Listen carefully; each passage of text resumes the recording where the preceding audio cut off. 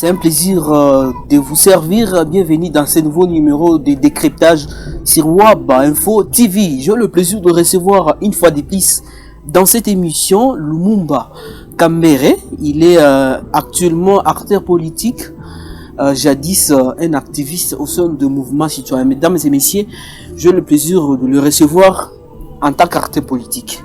Monsieur Lumumba, bonjour et bienvenue dans cette émission. Oui, bonjour monsieur le journaliste, merci beaucoup. Récemment, je vous ai reçu comme membre de la Lucha ou mouvement citoyen. Aujourd'hui, vous êtes maintenant dans un parti politique de l'opposition. Quelle est votre motivation? Pourquoi vous êtes engagé dans un parti politique et de plus de l'opposition? En fait, ce qui est sûr, c'est que la lutte continue. De 2012, novembre 2012, en 2023, j'ai été parmi d'autres jeunes et avions mené la lutte citoyenne. Maintenant, actuellement, je suis déjà membre de l'opposition dans le parti politique Ensemble pour la République et du président Moïse Katumbi. Alors, c'est la lutte qui continue, mais sous une autre dimension. C'est la dimension politique maintenant. Parce que j'ai dit c'était une dimension citoyenne. Alors, de la lutte citoyenne à la lutte politique. C'est ça le petit changement. Alors, pourquoi est-ce qu'il y a une motivation de mener la lutte politique que la lutte citoyenne? Parce que, bien sûr, vous êtes sans ignorer que depuis 2012, nous avons dénoncé, nous avons alerté, nous nous sommes indignés, nous avons sensibilisé la population pour la prise de conscience. Ça, c'était la première phase. La deuxième, c'était d'amener les autorités à la redevabilité. Il fallait que les peuples soient exigeants face aux autorités et que les autorités deviennent redevables face à la population. Elle s'est appropriée la lutte et est devenue exigeante. Vous avez vu comment est-ce que la population a commencé à réclamer ses droits. C'était ça la mission. Alors du côté des autorités, mais on ne sent pas la redevabilité. D'où nous devons y aller pour changer le système. Pas les individus. Ce n'est pas un combat des individus. Nous, toi de là que je m'y mette. Non, c'est pour changer le système. Ok, mais la lucha, je vais dire, le mouvement citoyen et la politique, c'est un peu différent. Vous avez dit que c'est une nouvelle dimension. Mais dans la politique, il faut respecter un mot d'ordre d'une autorité morale. Est-ce que vous ne voyez pas que vous aurez le même lié par rapport à un mouvement citoyen où vous aviez toutes les libertés? Non, effectivement, c'est ça. Vous savez, moi, j'ai informé officiellement que j'ai quitté la lucha pour les combats politiques, c'était en février 2023. Alors que j'ai signé mon adhésion dans Ensemble pour la République à juillet 2023. Donc, pratiquement 5 mois. C'était les 5 mois d'études, les 5 mois de réflexion. Donc, je devrais chercher quel était le parti politique qui me ressemblait moi, qui ressemblait à ma lutte, à la lutte de la population. Voilà pourquoi est-ce que 5 mois de réflexion, j'ai fini pour opter l'Assemblée pour la République. C'est le parti que j'ai opté parce que effectivement, vous allez comprendre que Ensemble pour la République ne se bat pas seulement pour le pouvoir, mais aussi pour la transformation de l'homme congolais. Le changement de mentalité de l'homme congolais. Ensemble pour la République, elle n'a pas encore eu, je vais dire, n'a pas encore eu accès aux élections. Ça sera la première, les premières élections, pardon. Mais Katumbi a participé à la gestion de ce pays lors du premier gouvernement FCC Cash, c'est-à-dire certaines responsabilités de l'échec du pouvoir en place sont partagées. Non, bien au contraire. Avec lui. Non, allons-y lentement. Vous avez très bien commencé. Ensemble pour la République va participer la toute première fois, en fait, aux élections. Jeu démocratique, ça sera la toute première fois, la participation de l'ensemble. Mais Moïse, le président Moïse Katumbi, effectivement, en tant qu'individu, personnalité, il a aussi géré. Il avait géré l'ex-Katanga. Il était gouverneur. Nous, les œuvres sont encore là. Elles sont palpables. On a vu. Moi, j'ai déjà sillonné le Katanga. J'ai sillonné la province de Tanganyika et le Haut-Katanga. J'ai vu comment est-ce que les œuvres de Moïse continuent à être palpées des bois. Et donc, même si ceux qui l'ont remplacé par la suite n'ont pas su continuer à entretenir ces œuvres, à pérenniser la réalisation de Moïse Katumbi. C'était ça le problème, raison pour laquelle vous verrez, il y a impraticabilité de la route actuellement, alors que la route était vraiment praticable. C'est effectivement ça. Mais est-ce que dans l'Assemblée pour la République, actuellement nous sommes à 5 mois des élections, vous croyez vraiment à l'organisation des bonnes élections avec toutes ces difficultés que l'opposition essaie un peu de mettre à la place publique? Martin Fayulu a parlé de fichier électoral et tout ce qui va avec, et il semble s'écarter de ces processus. Mais vous y êtes déjà. Nous savons que Félix Tshisekedi est en train de tout faire pour tricher, pour voler les élections. Et ce qu'il est en train de tout faire, si vous voyez seulement la constitution, le membre de la Cour constitutionnelle, de la CENI, non, ça seulement, restez là. Vous allez comprendre que Félix est en train de mettre en place une équipe qui va l'aider à voler, à tricher les élections. Malgré ça, vous êtes pour les élections alors. Le fichier électoral aussi, vous avez vu comment est-ce que ça fait débat. Il ne veut pas que le fichier soit audité. C'est anormal. Mais alors, il cherche que nous puissions lui donner le prétexte de ne pas organiser les élections. Fachi veut ramener l'opposition sur son terrain de jeu. Il a besoin que l'opposition boycotte les élections. Il a besoin que l'opposition demande les dialogues. C'est ça effectivement l'intérêt sur lequel... C'est pas l'opposition qui veut demander. C'est ça l'intérêt sur lequel Fachi est en train d'amener l'opposition. À tripatouiller tout ce qui est là. Il veut amener l'opposition à demander les dialogues. Mais alors, nous ensemble. C'est vrai qu'ils n'ont pas besoin de dialogue. Même l'essai l'avait aussi recommandé, mais c'est... Non, mais quand il y aura dialogue, qui va rester au pouvoir après le 20 décembre, ça sera Fachi, non? Et donc, c'est le jeu que lui-même est en train de créer, parce que s'il y a dialogue, après décembre, Fachi va rester président. Et il a besoin de ces glissements. Rappelez-vous bien des faux prophètes qui commençaient à dire que Fachi a droit à 2 ans de glissement. Bien avant, on était encore en 2022. Mais malgré tous ces problèmes, vous êtes prêts pour aller... C'est un système qu'ils ont créé. Nous avons dit, nous allons affronter Fachi. Peu importe toutes les manœuvres qu'il est en train de mettre en place, nous allons l'affronter parce que aussi pour tricher... Comme Martin Fayulu ou le FCC. Non, pour tricher aussi, il faut être intelligent. Et donc, ne pensez pas que tricher, on peut tricher. Hein. Tous avons été à l'école. On sait que pour tricher, ce n'est pas une chose facile. Et donc, il doit se mettre en tête qu'il n'est pas en face de lui avec des petits. Ce sont des grands, des bien chevronnés. Et donc, les démarches de Fayulu, c'est bien. On aurait voulu tous que ça continue comme ça, mais que nous puissions nous convenir sur une chose. Que même si on va revoir les choses, Félix ne reste pas président du pays.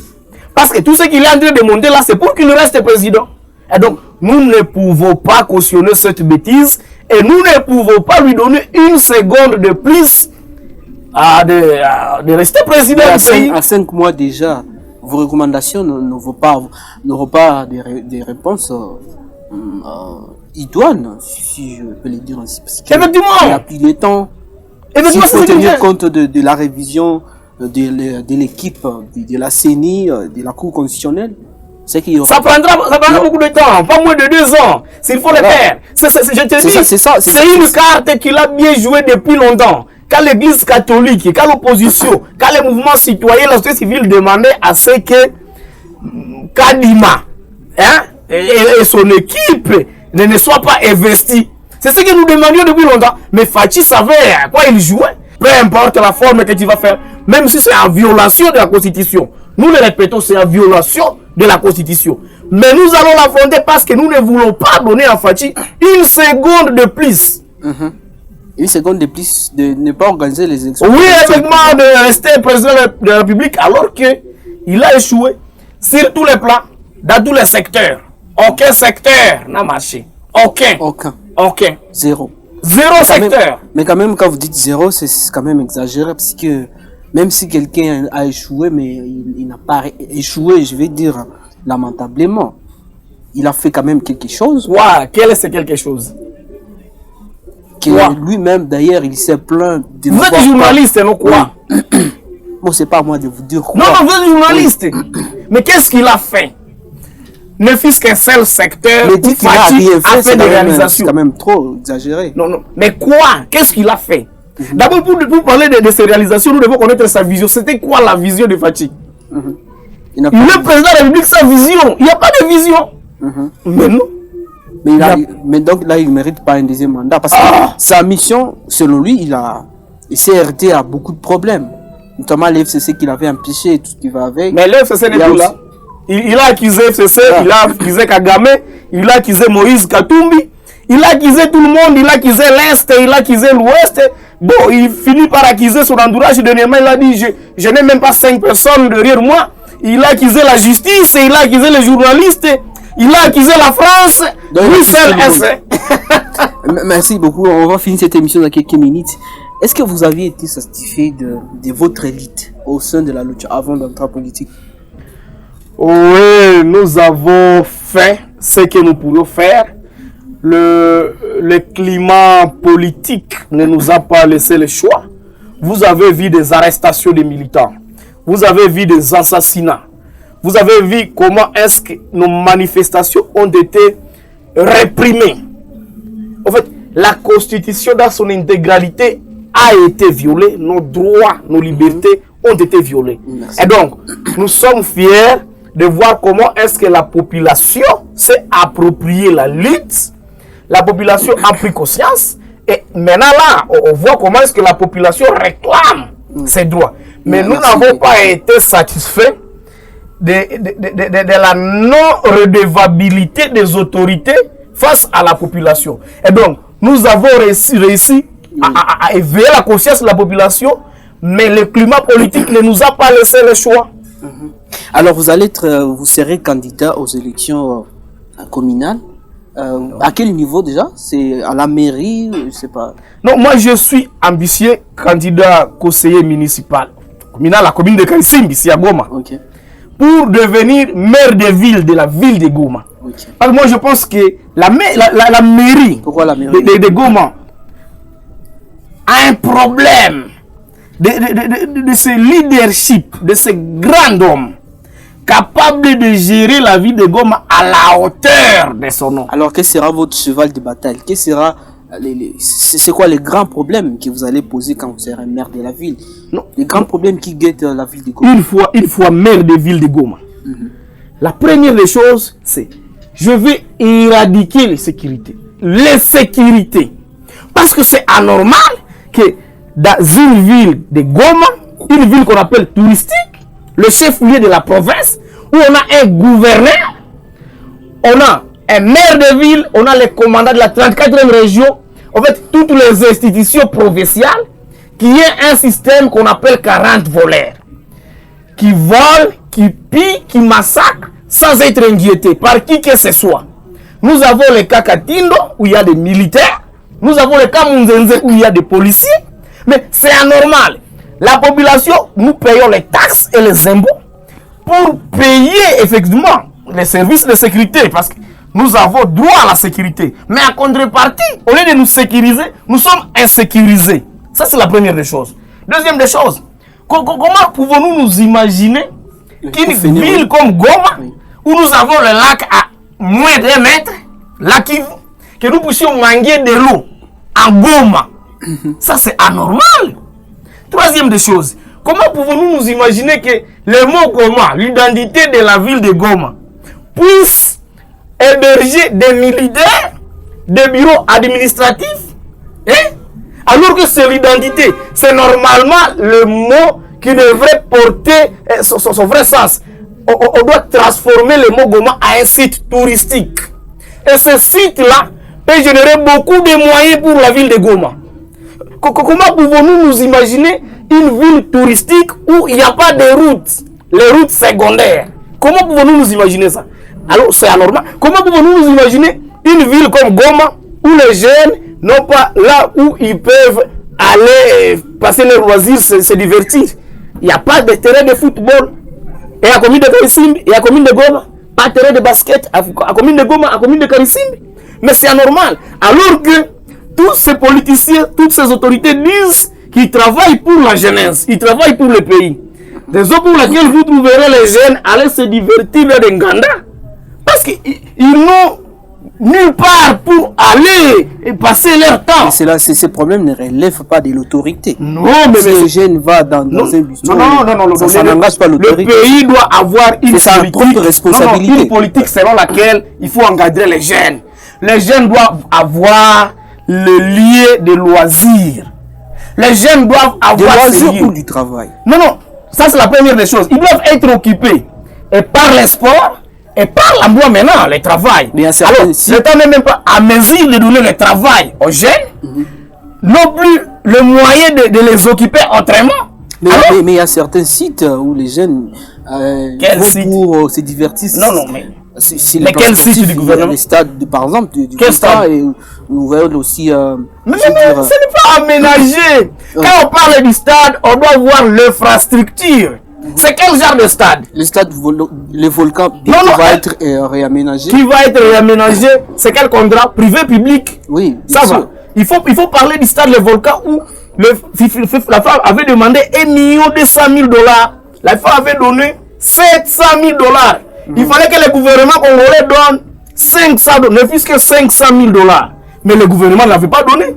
C'est Moïse Katumbi qui avait donné 500 000 $ pour la construction du stade de l'unité. Et le gouvernement n'était même pas en mesure de donner les 500 000 $. Mais c'est ridicule, non? Mais le président a évoqué dans une interview que c'est un grand chantier, le pays, alors il faut beaucoup de temps pour que tout soit réaménagé. Beaucoup de temps veut dire quoi? Tout le temps, beaucoup de temps veut dire quoi?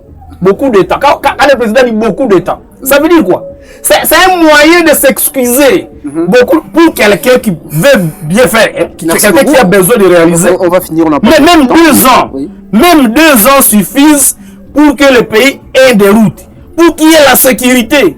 Est-ce qu'il faut autant d'années pour que le M23 quitte là? Non, d'ailleurs, le M23 est encore là. Avec l'armée que nous avons, avec des formations que notre armée a, avec tout le matériel et tous les moyens qui sont déployés pour les FARDC, il faut beaucoup d'années comme ça. Et puis le président vous dit, il faut beaucoup de temps, il faut beaucoup d'années. Non, c'est un moyen de vouloir justifier son incapacité à gérer le pays. Merci beaucoup, on va finir cette émission. Alors dans 30 secondes, quel est votre message de la fin à toute la population de la ville de Goma, comme vous ambitionnez être maire de la ville? En fait, à toute la population de la ville de Goma, en fait, nous devons faire respecter la ville de Goma. Et aussi, nous devons la respecter. Nous méritons mieux. Parce que c'est anormal ce que nous sommes en train de subir. Comment est-ce que nous devons vivre dans l'insécurité totale et nous la normalisons comme si ça n'a rien de grave, alors que la sécurité c'est notre droit? Deuxièmement, comment est-ce que nous pouvons cautionner la bêtise selon laquelle nos filles, nos fils, nos femmes, nos mamans se réveillent à 3 h du matin pour aller puiser de l'eau ici au lac qui est à moins d'1 mètre de Goma, et nous nous disons être dirigés par des gens? Donc comment pouvons-nous nous dire que ceux qui nous dirigent sont incapables de construire ne fût-ce que le marché? La ville de Goma n'a pas de marché moderne, alors que c'est la ville qui est appelée ville touristique, la 3e ville de la République. Mais le marché de Ferron aussi en pleine construction. En pleine construction. Depuis quand la première et la dernière pierre oppose la première qui est la dernière. Aucune évolution. Merci beaucoup. Et ça c'est grave. Oui. Donc la population de Goma doit prendre ces messages comme les siens. Nous devons nous approprier notre lutte. Nous devons changer les choses. Et nous devons commencer le changement à la base. Merci beaucoup, donc, M. Kamara. Nous devons commencer par changer la ville de Goma pour espérer changer les choses au niveau provincial ou national. Merci beaucoup, M. Moïse, Lumumba Kambere. C'était un plaisir de vous recevoir dans cette émission. Je rappelle que vous êtes déjà cadre de Ensemble pour la République de Moïse Katumbi et vous ambitionnez être maire de la ville du Goma. Ouais. Madame, messieurs, je vous fixe notre rendez-vous la semaine prochaine dans cette émission avec le même plaisir au revoir.